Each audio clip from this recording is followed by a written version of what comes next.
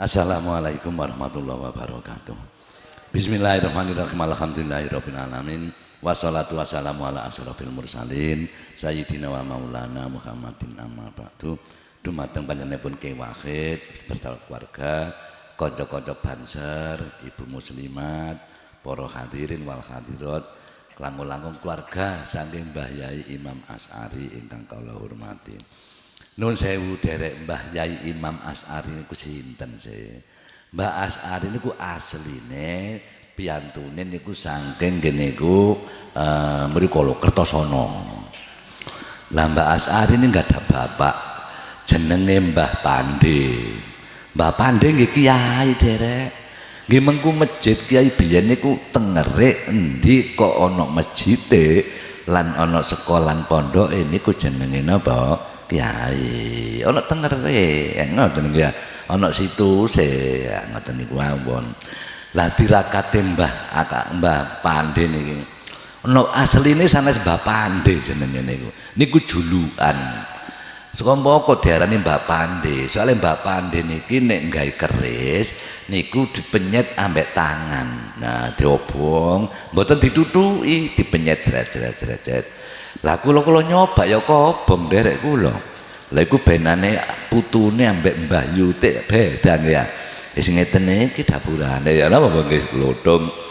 Mbah Asy'ari nggih akhire gadah yuga namine Mbah Asy'ari. Mbah Asy'ari niki dipendet mantu kali Mbah Mustofa. Mbah Mustofa niku sinten bapake Mbah Nawir. Diasalaken anak kualon saking Mbah Mustofa. Terus duwe anak nggih termasuk pertama Pak Gusmat, Pak Gus Nur, ibu kula niki. Lah termasuk kan ibu kula enggak ada kula. Hadi fotokopi niki pun gak padha mbek asline.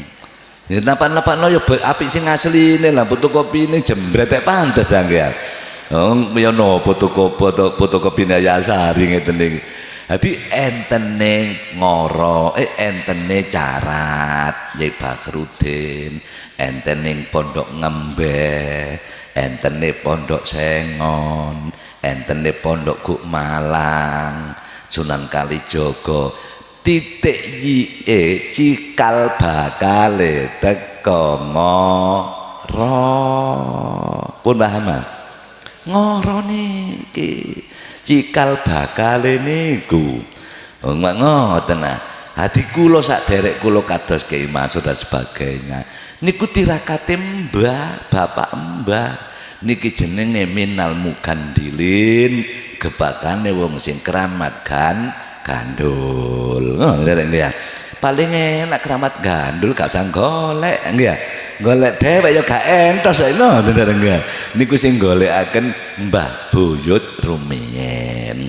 Mesti takon niki pondok ning masjid niki biyen kanane masjid niki pondok wedok lah kiri masjid pondok lanang termasuk sing mondok mriki siyen Mbah Yai Maknaim Purworejo, Mbah Kyai Dimyati napa namine Mojokerto niku termasuk Kyai anu mriku sing radio niku Yai Mudakir nggih. Nah, termasuk niku santri niki nyantri mriki niki. Cara nggen kula Sengon termasuk Yai Iksan Suru, Yai Arbani Purwodadi celeke Lawang. Niku santri mriki. Wadah saporo produk kiai-kiai saking pondok mriki. Ngoten lho derek nggih genah nggih. Mesti takon sing diwurukno napa? Sing diwulangaken mbah niki Quran, hadis, kitab kuning, kalih thariqah. Mbah Asy'ari niki mursyid thariqah Naksabandiyah. Pun paham nggih? Mesti pertanyaan. Yai Asy'ari ku kiai temen ta? Lho kok disirek ya apa? Buktine pundi? Mbah Asy'ari ini kiai temen derek. Buktine enggak ada karya ilmiah niki. Di mana orang dipanggil kiai pasti punya karya ilmiah. Karya ilmiah Mbah Yai Asy'ari niki sorop kali nahwu. Sorop nahwu kula buka niki. As-sarafu ummul ulumi wan nahwu abuha. Ilmu sorop ngono mbokne pirang-pirang ilmu, lan nek nahwu bapakne ilmu. Milo anak putune Asy'ari gak apal alfiyah, minimal imriti, malu dong. Namanya bareng. Ilingo dawe mbae. Lah ngene apa ya? Ya no, milo paling enak dadi anak putune mung biasa niku paling enak. Kaya kula ngene nyacak nglakoni gak genah. Wae, putune Asy'ari dapur lek ngono. Mbah kenek pun. Lah yai niki sing ditulis Mbak Asy'ari niki sorop ambek nahwune. Lah pinten halaman? Kabeh halamane 277 halaman. Cara gelar ya dokter pun. Pun paham nggih? Nggih niku Mbah Yai Kalam niki besan.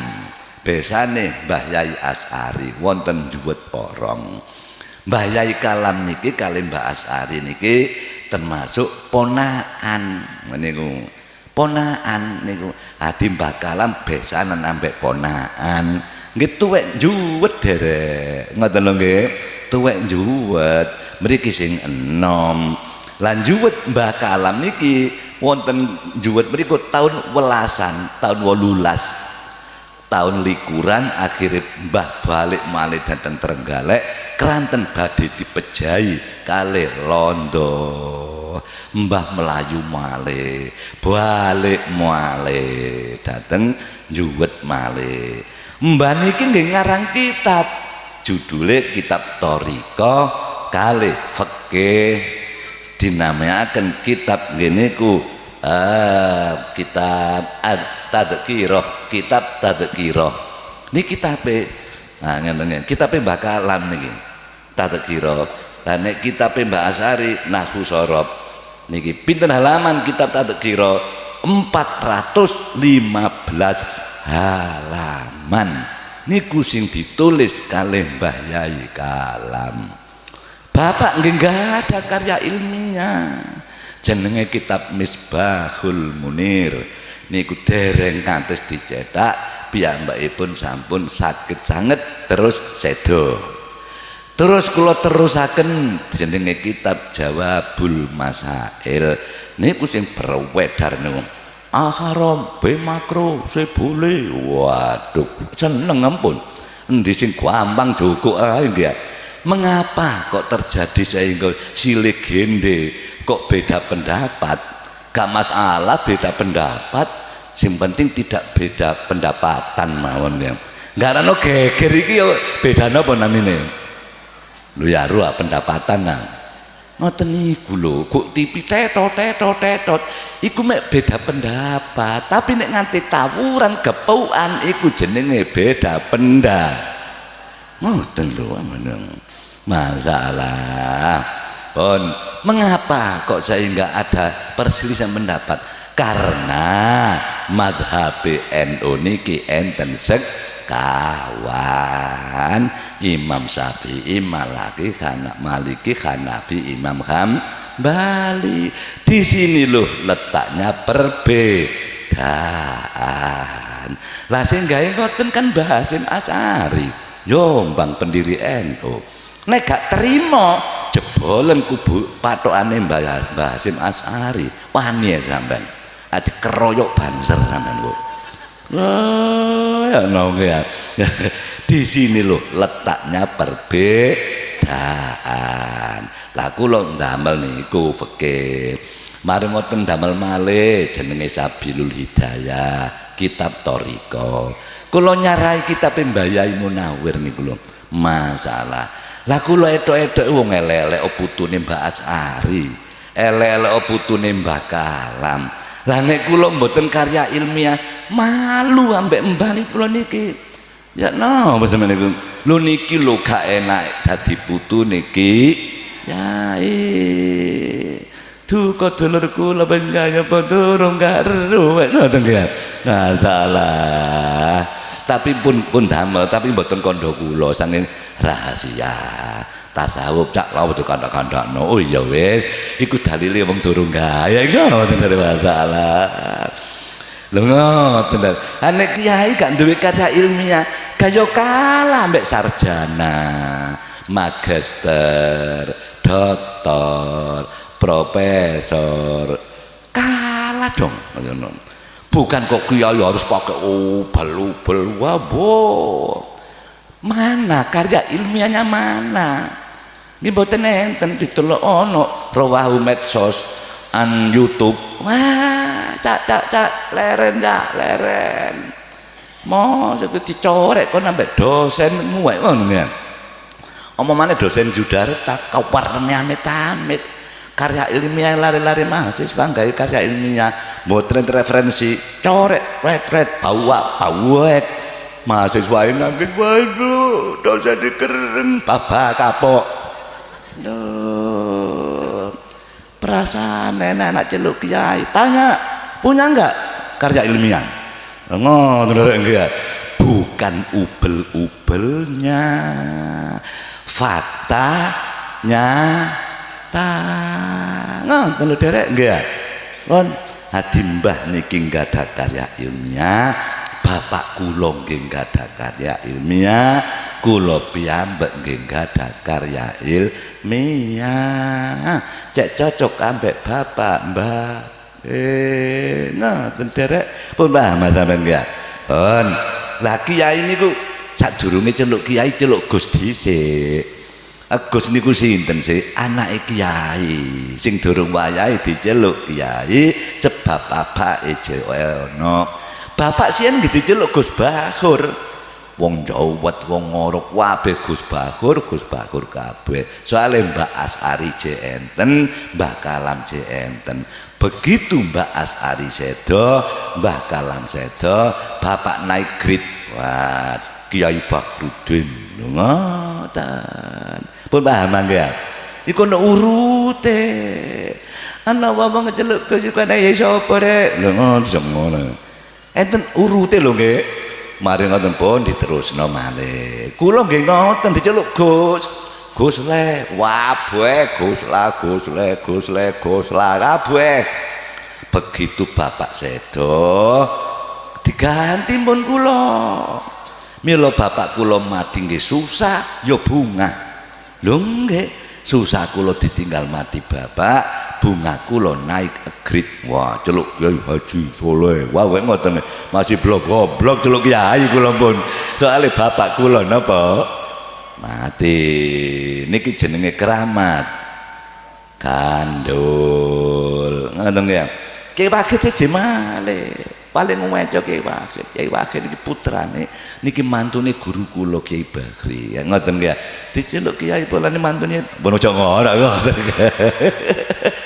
niku rahasia tapi ya umum lho Yai niki jenenge keramat gandul ngoten Yai alhamdulillah sing golekno Kiai Bakri pun niku kiai niku enten syaraté gak mau syukur kiai nek nurut kitab Taklimul Muta'alim didelok halaman 13 syarat kiai syariat mawon pun enteng-entengan nomor 1 kudu tuwa nomor 2 sifate khaliman maknane aris napa nggih aris niku murah hati pun paham nggih nomor nomor sekawan nomor kali gangsal soburon maknane sabar ki pundi ana kiai ngamukan niki mboten enten niku syarat wet pun masih apa-apa dadak garo napa-napa kiai ngono nek ningali santri masyarakat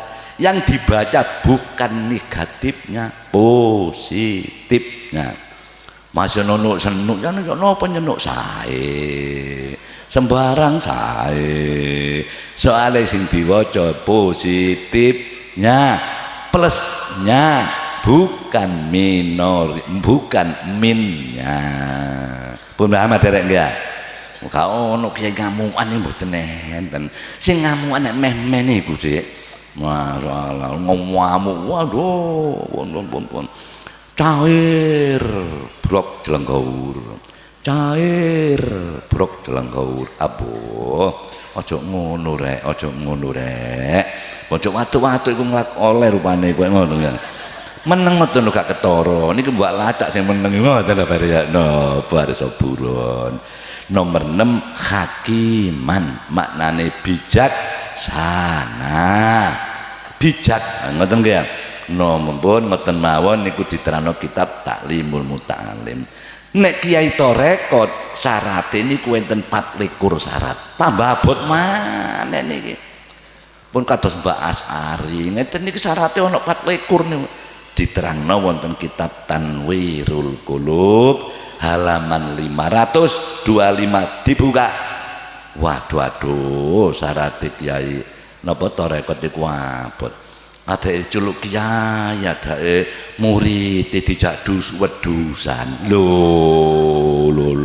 cak gak ngono cak masalah ayo ngoten nggih waduh wah ajur war alimun warok alim warok termasuk alim buktine Yai As'ari niki gawe karya ilmiah nomor alim nomor kali warok iku maknane emoh nglakoni dosa cilik ya emoh nglakoni dosa gedhe niku jenenge napa warok ngono celuk kiai celuk Gus adake murid gawe wedusan iki ya apa iki rek aboh kaya ngoten mana waroknya itu mana pun nggih pun ngoten mawon wis leren cak leren ngoten nggih iku syariat mau enteng-entengan apa maneh Torekot pun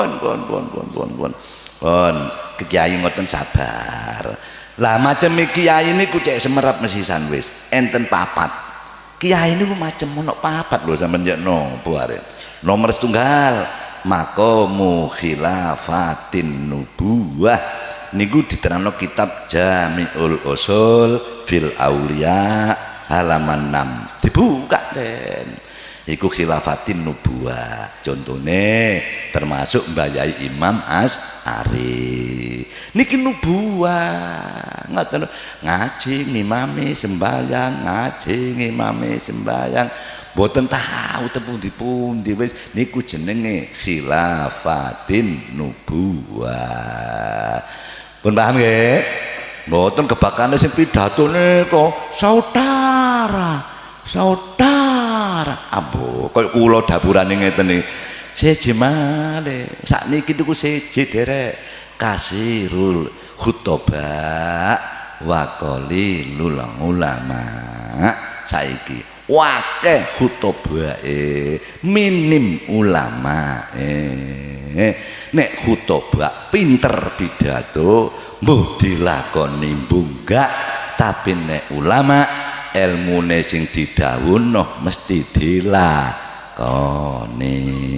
niku lho benane khutbah ambek napa ulama nek khutbah arek pondok pinter-pinter mukhadhara pondok ngembe mukhadhara jagone ngoten lho bapak cek kait nak khutbah dhisik apa doa tuh saudara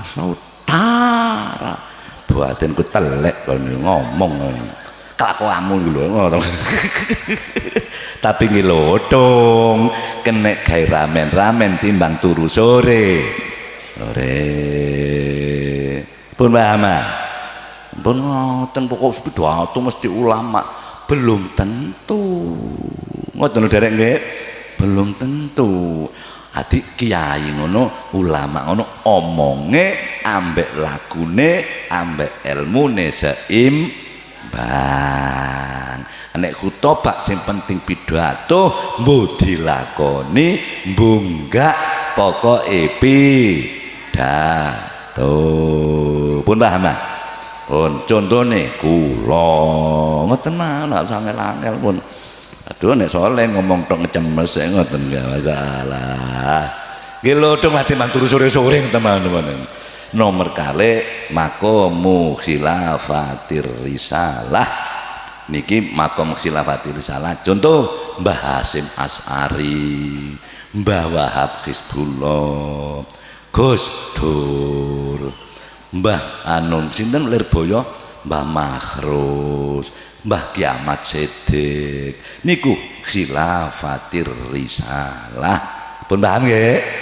Mut kiai niku macem-macem derek. Ana lipan papat lho niku wau. Masalah. Lah soleh nglakoni tepak pundi?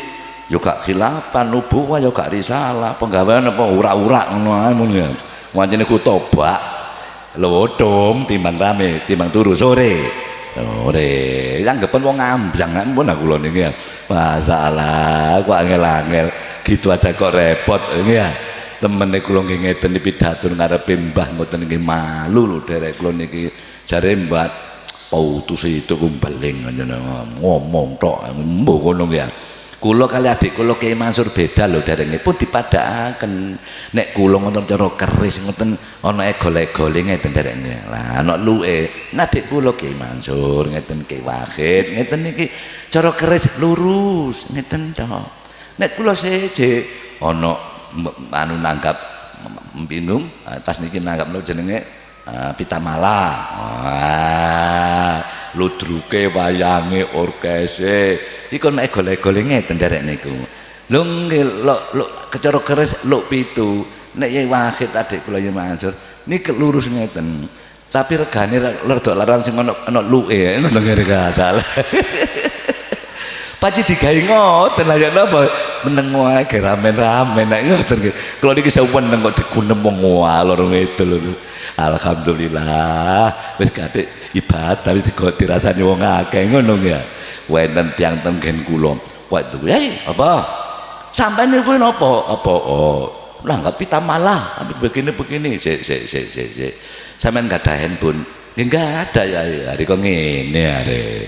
Iku pitamalahe dikesak, inuli dikesak, sahrinine dikesak. Enak adik nanggap. Kok ya rek. Sampeyan gak ada. Kula mboten duwe. Handphone kula dirampas Nyai. Ngoten lho. Ditedhi. Pake gak usah nggo handphone dolar-arek gak pantes. Mosok rek nggo gak oleh. Paling wong lanang gendaan lho ngene. Gendon wedok genane gak ono ta jare. Nggih pun monggo wis kula paringaken wis dafil balak ngoten nggih nggih masalah sing sak handphone niku ana pitamalahe ana inule nggih kan enak wis gak nangkap dikesak sepi-sepi tek wah ngoten golek ngono semune haram kon kesak iku apa ngono nggih kula eling iwak kutuk ambek iwak anu ta iwak urang jarene iwak urang nek ngilokne iwak kutuk entek ngamek kurang golek kutuk deloken caekmu wetengmu wedhe rupamu ireng cangkemmu ombo badhok tok jare urang won awakmu ireng kaya ngono kesalahanmu iki betok mikir tok kon niku wetengmu suwe-suwe kutuk ya gregeten derek awak dikritik entek ngamek kurang golek kurang ngajar arek iki tak jar-jarno rupane kok tambah nemen sik rang sik kon ning ilono aku entek ngamek kurang golek rang ya wetengmu bening rang takoni kaya kaca waduh ngletek taekmu nang ngene pundakmu lho jitokmu lho didelok lho iya rang ya telek kon niku nek ngomong aja syukur njeplak ae ngomongin jeplak iki rupane kutuk ngoro rupane ngono iku tengere ngoten ya lho kok gak terus kula wong ngoro wong kula ya kelahiran ngoro kok ngoten ya kula niki kelahiran kula mriku ngoro niku mila kula mboten mani elek-elek wong ngoro soalé kula putune wong kelahiran ya ana ruah sampeyan jare wong ngoro metu jedonge wis ngoten waduh delok tara delok gitu lho iya ya iki taekku tak anu nek cithokku lha iya graya ana cithok murang aja syukur jeplarang Koto, maaf, sorry dong, sorry. Ya wis tak akoni, nek awakmu senajan elek tapi ngakoni. Lah nek aku elek tapi gak ngakoni, iya tapi kon pundakmu ya apa ngono ya ngoten ya. Pun pundi sampean tepak koto tepak urang lah menong. Apa padha-padha wae ngoten gak masalah. Pun senajan kaya kutuk iwak urang muga disepuro kalih Gusti Allah. Semanten kula mboten saged matur kathah wonten kirang langkung nyuwun agungipun pangapunten. Muga-muga Kiai Mahfud diparingi kuat oleh momong Masjid Imam Asy'ari sak anak putune. Al-Fatihah. Bismillahirrahmanirrahim. Ya kana buju ya kana sani jenazatan mustaqim siratal ladzina an'amta 'alaihim ghairil maghdubi 'alaihim waladdallin. Amin. Kiai Wahid nun saya untuk ajun.